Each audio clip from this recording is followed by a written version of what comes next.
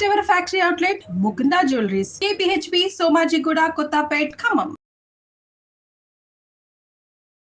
నమస్తే రమగారు. నమస్తే చే రమగారు, కార్తీక పౌర్ణమి. కార్తీక మాసం అనగానే మాసం మొత్తం ఒక విశిష్టత అయితే పౌర్ణమికి మరో విశిష్టత కదండి. స్పెషల్ మరి పౌర్ణమి యొక్క విశిష్టత. పౌర్ణమి కంటే ముందు మనం ఏం చేస్తాం, క్షీరాబ్ది ద్వాదశి, చిలుకు ద్వాదశి ఇవి చేసుకుంటాం కదా. ధాత్రి, తులసి ధాత్రి కళ్యాణం చేస్తాం. అవి రెండు ఇవి చేసుకుని అదొక హడావిడి. 3 రోజులు గడవగానే పౌర్ణమి వస్తుంది. పౌర్ణమి మరీ విశేషము. పౌర్ణమి నోములు ఉంటాయి చాలామందికి. అవును, పౌర్ణమి నోములు మరి ఎవరెవరి ప్రాంతాల్లో ఏ రకమైన నోములు ఉంటే అవి తప్పకుండా చేయండి, మానకుండా. నాకు తెలియదండి అని చెప్పకండి, ఎవరో ఒకళ్ళని అడగండి. ఉంటే వాళ్ళని ఫాలో అవ్వండి. లేకపోతే మనకు అవి ఎందుకు, మనకే బోల్డ్ ఉంటాయి. అదే కదా. కానీ మీ ఇళ్ళల్లో నోములు ఉంటే మీ ప్రాంతంలో ఏం చేస్తారో, దేశాచారాలు, గ్రామాచారాలు ఏ ఉన్నాయో అవి తప్పకుండా పాటించండి అమ్మా. మీ ద్వారా అవి తర్వాత తరాలకి వెళ్తాయి. మనకి దాన్ని కంటిన్యూ చేయటం, మన కలి ప్రభావం వల్ల ఒక తరం నుంచి రెండో తరంకి అందవలసినవి ఏవి అందకుండానే పోతున్నాయి. పిల్లలకి అన్నం ఎలా పెట్టాలో కూడా మర్చిపోయే స్థితిలోకి వచ్చాం మనం.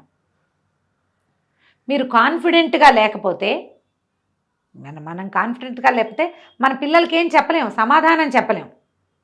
కాన్ఫిడెన్స్ ఎప్పుడు వస్తుంది, చేస్తూ ఉంటే వస్తుంది. ఏమో నేను చిన్నప్పుడు చేసేవాళ్ళని నాకు తెలియదంటే మా అమ్మకేం తెలీదు మీరు చెప్పండి అంటారు నన్ను ఎంతసేపు. అది చెయ్యొద్దమ్మా. మీరు ఏది చేసినా కనుక్కుని చేయండి, తెలుసుకుని చేయండి. ఏటా ఒకటే చేయండి. ఈ సంవత్సరం ఈ అక్కగారు చూపించిందని ఇది, ఆ సంవత్సరం వచ్చే గురువుగారు ఏదో చెప్పారని అది, ఈ సంవత్సరం అంటే అందరికీ చూపించడానికి గొప్ప కోసం ఒక డాంబికానికి పిచ్చి వేషం, అవేవో రాష్ట్రాల్లో వేసే వేషాలు ఇంట్లో వేసి చెయ్యొద్దు. అలా పిచ్చి పిచ్చివి ఫాలో కాకండి.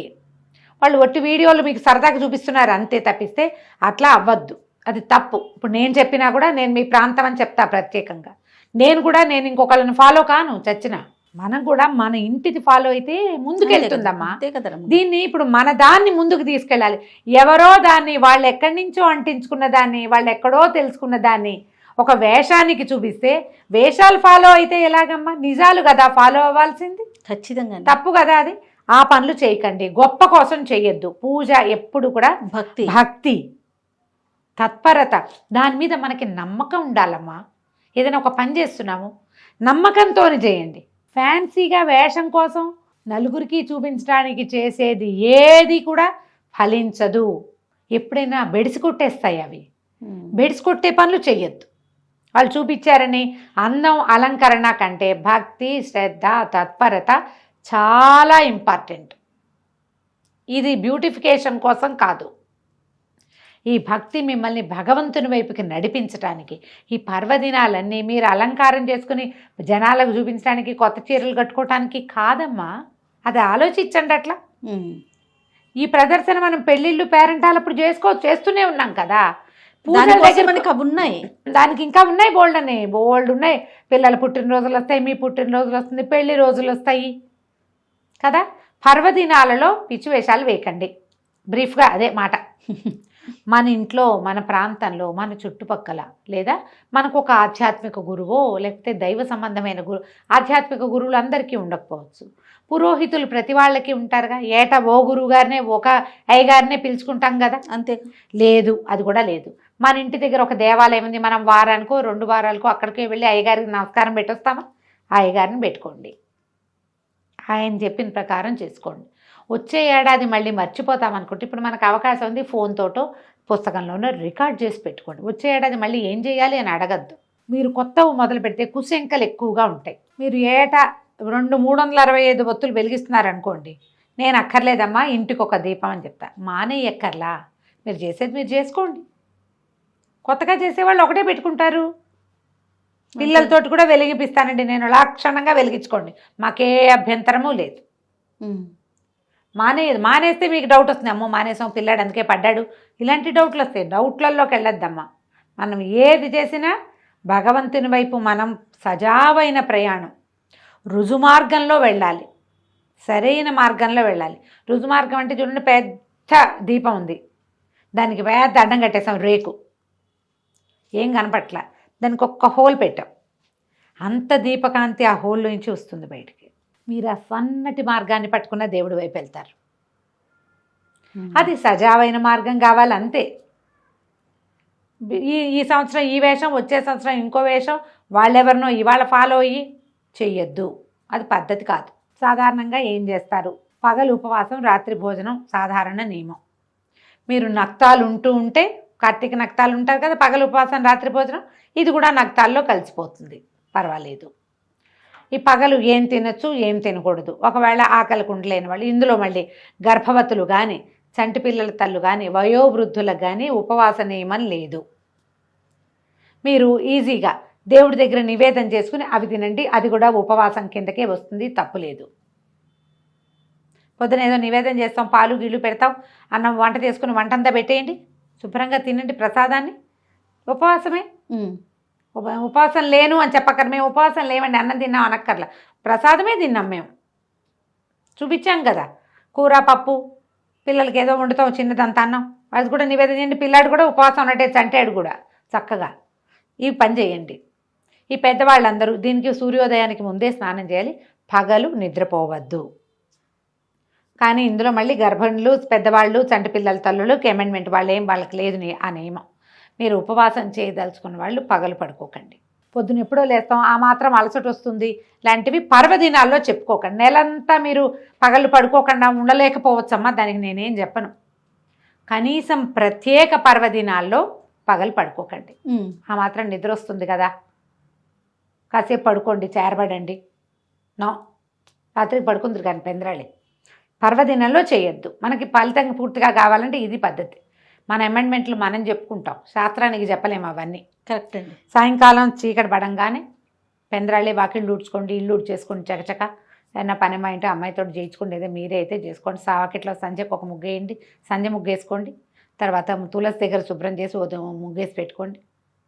ఒక చెంబు నీళ్ళు పోసుకున్నాం, అంత శక్తి లేకపోతే చలి పెరిగిపోతుంది కాబట్టి కాళ్ళు చేతులు మొహం కడుక్కుని ఉదయం వేసుకున్న వస్త్రాలన్నీ మార్చేసుకోండి, అన్నీ మార్చుకోండి.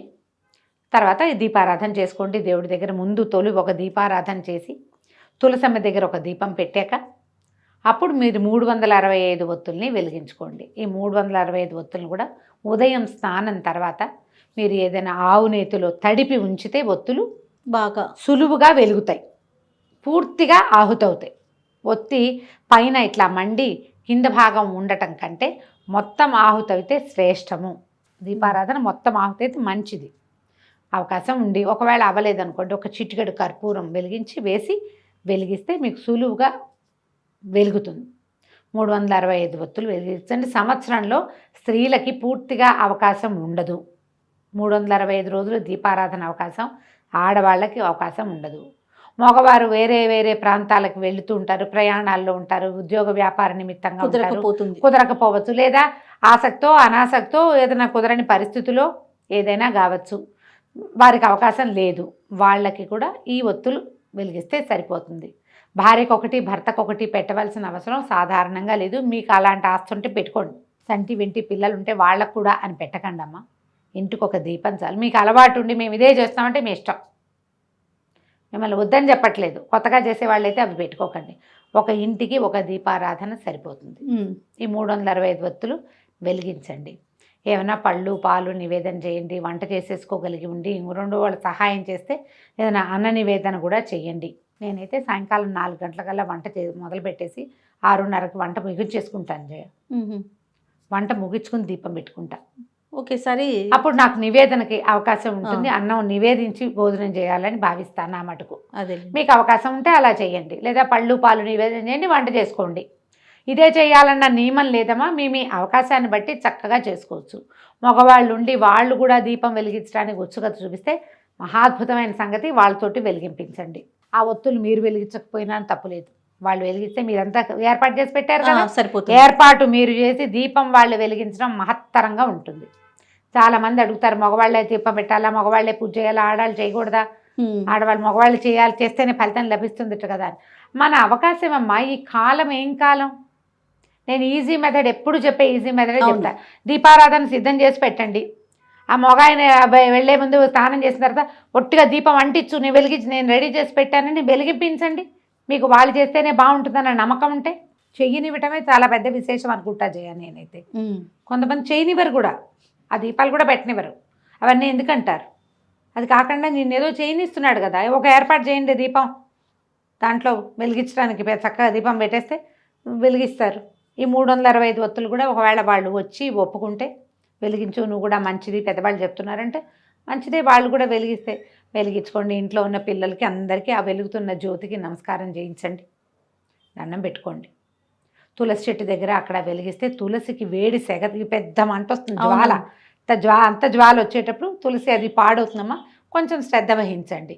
కొంతమంది వాకిట్లోనూ పెరట్లో తులసి ఉంటే చక్కగా తులసి దగ్గరే పెట్టుకునే వాళ్ళు కూడా ఉంటారు. కొంచెం అసంట దూరంగా పెట్టి వెలిగించండి. ఒక ముగ్గేసి చక్కగా ముగ్గులో ఒక పళ్ళెం పెట్టి దాంట్లో ఒక దీపారాధన కుందో లేదా మన మట్టి ప్రమిదలు ఉంటే మూకుడు ఉంటుంది దాంట్లో పెట్టో చక్కగా వెలిగించండి. ఇలాంటి జ్యోతిలో భగవద్ దర్శనం చేయటం తెలుసుకోండి. దీనికి ఎన్ని పువ్వులు పెట్టావు, నువ్వు బంతి పూలు పెట్టావా, చామంతి పూలు పెట్టావు, ఏమీ లేదమ్మా.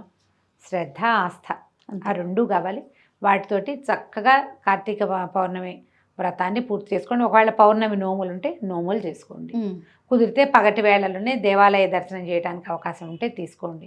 ఇంత పెద్ద పని ఉంది కాబట్టి ఈ రోజున కాబట్టి మరుసటి రోజు చేసినా పర్వాలేదు. ఇవన్నీ పెట్టి అక్కడ కూడా పరిగెత్తి హైరాన్ పడకండమ్మా. ఏ ఒకటి చేసినా కూడా మంచిదే, ఏం చేసినా శ్రద్ధ భక్తితోటి చేసుకోండి. ప్రమాదాలకి పాలు కాకుండా చూసుకోండి. దీపారాధన వెలిగించినప్పుడు కాస్త పిల్లల దగ్గరకు వచ్చిన మీవే ఏదైనా సిల్క్ చీరలు అవి అయితే ఇబ్బంది పడతారు, కాస్త జాగ్రత్తగా వెలిగించడం. తర్వాత ఇవి కార్తీక పౌర్ణమి నాడు 4 టపాసులు కాల్చడం, పిల్లలతో టపాసులు కాల్పించండి, బాగుంటుంది. చక్కగా జరుపుకోండి. హైరాణ పడద్దు, ఎక్కువ ఏదో చేసేయాలని అనుకోవద్దు. ఏం చేసినా భక్తి శ్రద్ధలతో చేద్దామన్న ఆలోచన మాత్రం పెట్టుకుంటే చాలు. రైట్. నమస్తే. నమస్తే జయ.